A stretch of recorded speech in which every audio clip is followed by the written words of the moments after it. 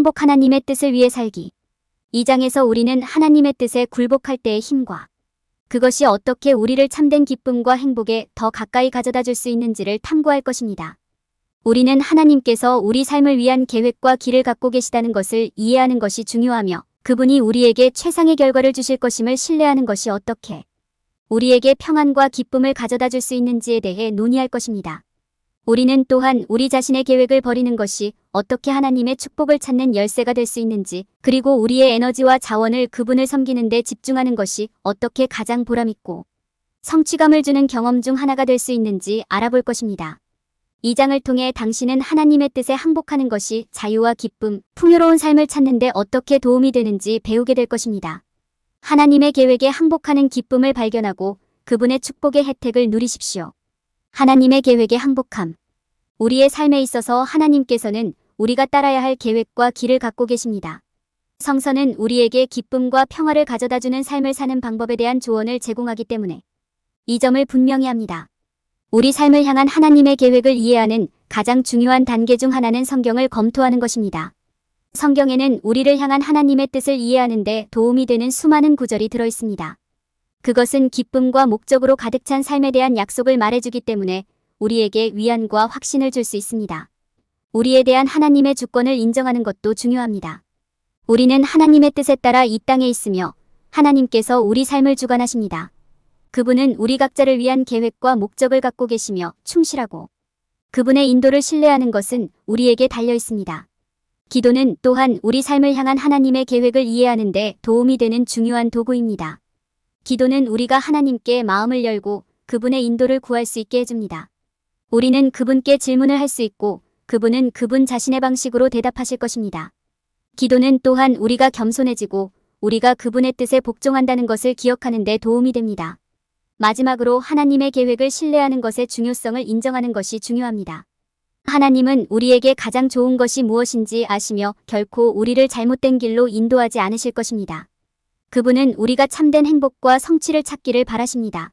그러므로 그분을 믿고 신뢰하는 것은 우리에게 달려 있습니다. 하나님께서 우리 삶을 위한 계획과 길을 갖고 계시다는 것을 이해함으로써 우리는 그분이 통제하시고 우리에게 최상의 결과를 주실 것이라는 지식 속에서 평안과 기쁨을 찾을 수 있습니다. 성경을 연구하고 우리에 대한 하나님의 주권을 인식하고 인도를 구하는 기도와 하나님의 계획을 신뢰함으로써 우리는 그분의 계획에 굴복할 때 그분의 뜻이 이루어질 것임을 확신할 수 있습니다. 하나님의 권위에 굴복함. 우리 삶의 모든 것을 궁극적으로 주관하시는 분은 하나님이심을 기억하는 것이 중요합니다. 성경은 하나님의 주권과 그분의 능력을 상기시켜주는 내용으로 가득 차 있습니다. 시편 115편 3절에 우리 하나님은 하늘에 계셔서 자기 뜻대로 모든 것을 행하셨나니라고 했습니다. 마찬가지로 전도서 11장 5절에서는 너희가 바람의 길과 모태에서 몸이 어떻게 형성된 것을 알지 못함. 같이 만물을 지으신 하나님의 일도 깨닫지 못하느니라고 말씀하고 있습니다. 이 성구들은 하나님께서 우리 삶을 위한 궁극적인 계획을 갖고 계시며 그것은 우리가 통제할 수 없다는 점을 상기시켜줍니다. 인간으로서 우리는 통제권을 갖고 스스로 결정을 내리기를 원합니다. 그러나 하나님이 통제하시고 그분의 계획이 완전하다는 것을 기억할 때 우리는 우리 자신의 계획을 포기하고 그분의 권위에 항복하는 데 도움이 됩니다. 우리는 하나님께서 우리에게 스스로 선택할 수 있는 자유를 얼마나 많이 주셨는지, 그리고 그분의 계획에는 우리가 그러한 선택을 할 수 있는 자유가 얼마나 포함되어 있는지 이해할 수 있습니다. 신명기 30장 19절에 내가 오늘 하늘과 땅을 불러 너희에게 증거를 삼노라. 내가 생명과 사망과 복과 저주를 너희 앞에 두었느니라. 이제 너와 내 자손이 살기 위하여 생명을 택하라. 성경은 결정의 순간에 우리가 자신의 길을 선택할 수 있다는 점을 상기시켜줍니다. 그러나 궁극적으로 최선의 선택은 우리 삶을 위한 하나님의 계획에 부합하는 선택이라는 점을 기억하는 것이 중요합니다. 우리 삶을 향한 하나님의 뜻을 구할 때 이해와 지혜를 구하는 기도의 시간을 갖는 것이 중요합니다. 하나님께 인도와 통찰력을 구하는 것은 우리가 내리는 선택이 그분의 뜻과 일치하는지 이해하는 데 도움이 됩니다. 성경은 또한 우리가 하나님의 계획과 권위를 신뢰할 때 항상 최상의 결과로 우리에게 보상해 주신다는 사실을 상기시켜주는 내용으로 가득 차 있습니다. 잠언 3장 5-6절에 너는 마음을 다하여 여호와를 의뢰하고 내 명철을 의지하지 말라. 너는 범사에 그에게 복종하라 그리하면 그가 내 길을 지도하시리라. 우리가 하나님과 그분의 계획을 신뢰하기로 선택할 때 그분은 우리에게 최상의 결과를 주실 것이라는 약속을 받았습니다. 마지막으로 하나님의 뜻에 굴복하려면 믿음이 필요하다는 점을 기억하는 것이 중요합니다. 우리는 미래를 볼 수 없기 때문에 하나님의 계획을 신뢰하는 것이 어려울 수 있습니다. 하나님께서 계획하신 모든 것이 최선의 결과라는 믿음을 갖는 법을 배우는 것이 중요합니다. 성경은 믿음이 걱정과 두려움에 대한 해독제임을 상기시켜줍니다. 마가복음 4장 40절에 제자들에게 이르시되 너희가 어찌하여 무서워하느냐 아직도 믿음이 없느냐고 하셨습니다. 이 선고는 우리가 확신을 가지고 하나님의 계획에 굴복할 수 있게 해주는 것이 바로 믿음임을 상기시켜줍니다. 우리가 하나님의 계획을 이해하고 그분의 절대적인 권위를 받아들이려고 노력할 때 우리는 우리 자신의 계획을 포기하고 그분이 우리에게 요청하신 일에 순종할 수 있습니다. 하나님의 뜻에 굴복하는 것은 어려울 수 있지만 언제나 예상치 못한 축복과 보상을 가져옵니다. 성경은 우리에게 하나님과 그분의 계획을 신뢰하고 그분이 우리에게 최선의 결과를 주실 것이라는 믿음을 갖도록 격려합니다. 하느님을 신뢰하십시오. 행복의 열쇠. 성경 전체를 통해 하나님은 반복적으로 우리에게 그분을 신뢰하고 그분을 믿으라고 요구하십니다. 잠언 3장 5-6절에서 우리는 이렇게 말합니다. 너는 마음을 다하여 여호와를 의뢰하고 내 명철을 의지하지 말라. 너는 범사에 그를 인정하라. 그리하면 그가 내 길을 지도하시리라. 우리가 하나님을 신뢰할 때 그분이 우리를 최상의 결과로 인도하실 것임을 확신할 수 있습니다. 신뢰는 하나님과의 의미 있는 관계의 필수적인 요소입니다. 그분을 신뢰할 때 우리는 우리 자신의 계획과 기대를 버리고 주님의 계획에 믿음을 두게 됩니다.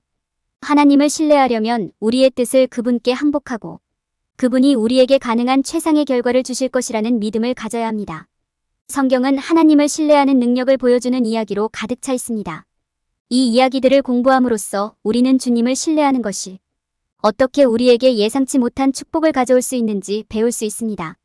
예를 들어 다니엘서에서 우리는 사드락, 메삭, 아벳느고가 어떻게 결과가 어떻든 그들을 풀무불에서 구원해 주실 하나님을 신뢰하면서 금신상에게 절하기를 거부한 이야기를 읽습니다.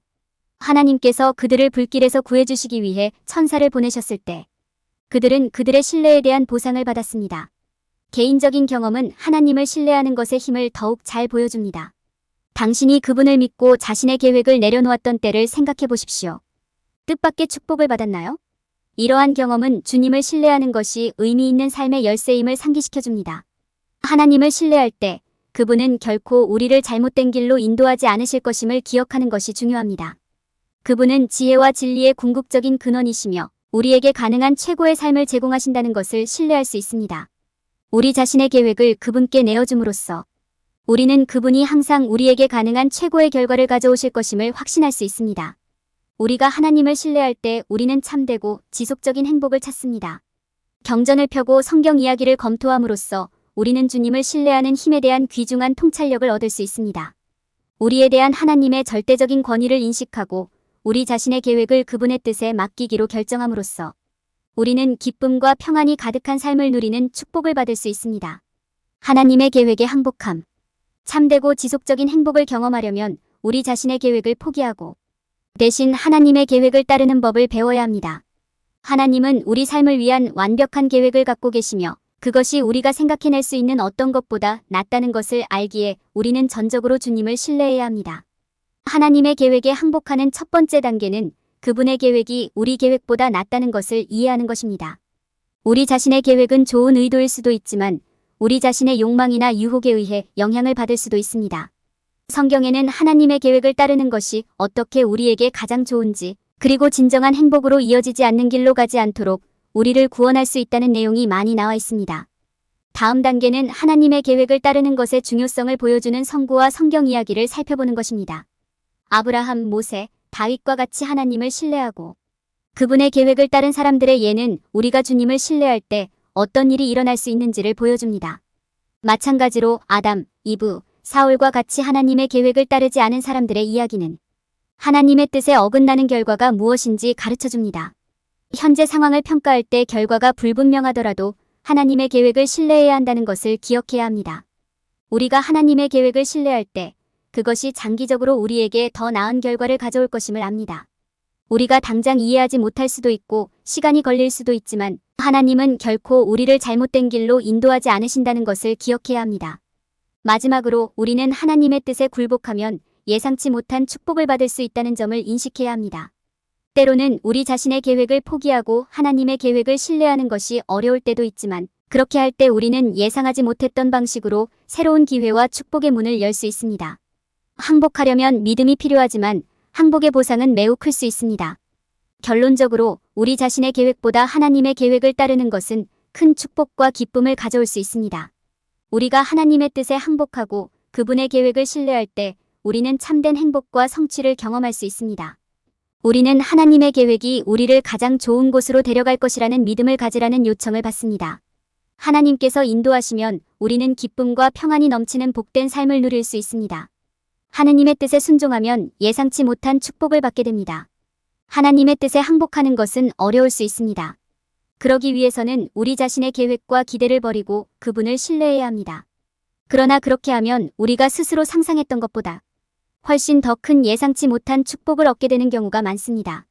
하나님께 항복하는 것이 어떻게 축복을 가져오는지에 대한 성경의 예를 살펴보면 항복의 힘을 더 잘 이해하는 데 도움이 될 수 있습니다.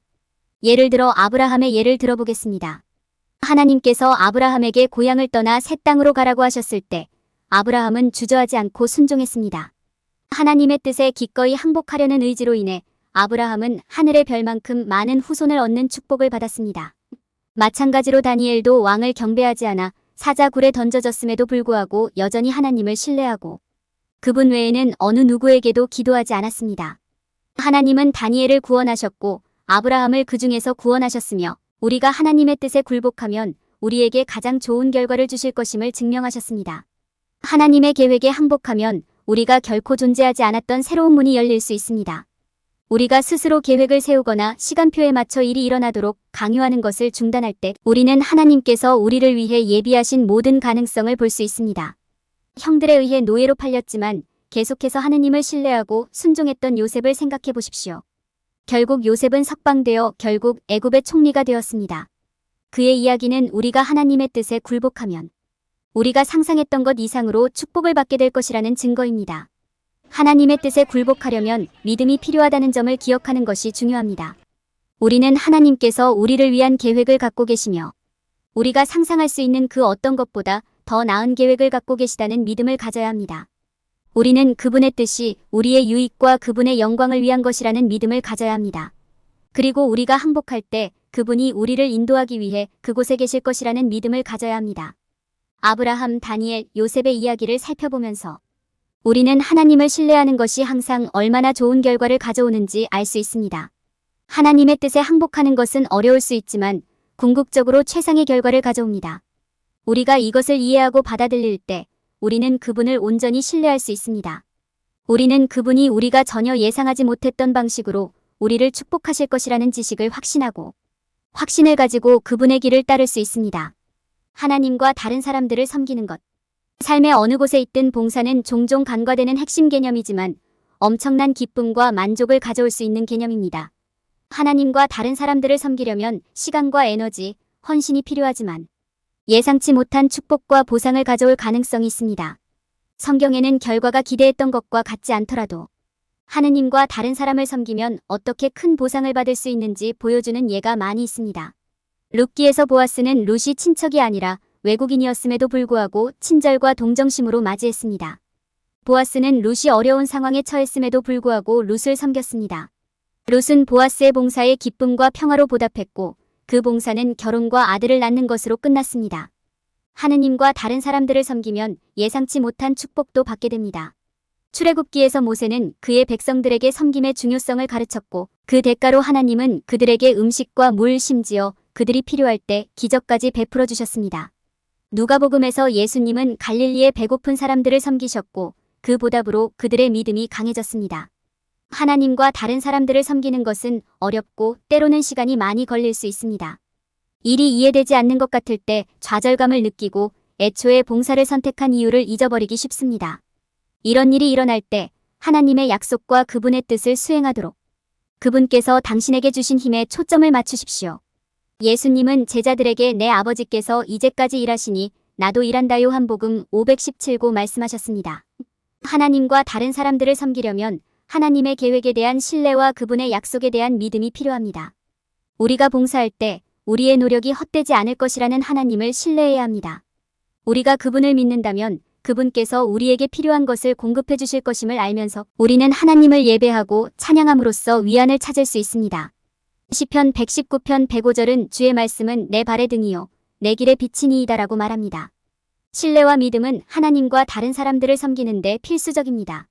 우리가 봉사하고 하나님을 기쁘시게 하려고 노력할 때 우리는 기쁨과 성취감을 찾을 수 있습니다. 우리는 그 과정에서 아름다움을 발견하고 순종의 기쁨과 하나님과 다른 사람들을 섬김으로써 얻는 참된 보상을 상기할 수 있습니다. 결론. 하나님의 뜻에 굴복함으로써 우리는 우리를 위한 하나님의 계획의 아름다움과 은혜를 받아들입니다. 그렇게 함으로써 우리는 주님께서 가장 잘 아시고 우리 삶을 통제하고 계시다는 것을 인식하게 됩니다. 우리는 그분을 신뢰하고 우리 자신의 계획과 욕망을 버리고 하나님과 다른 사람들을 섬기는 데 에너지를 집중합니다.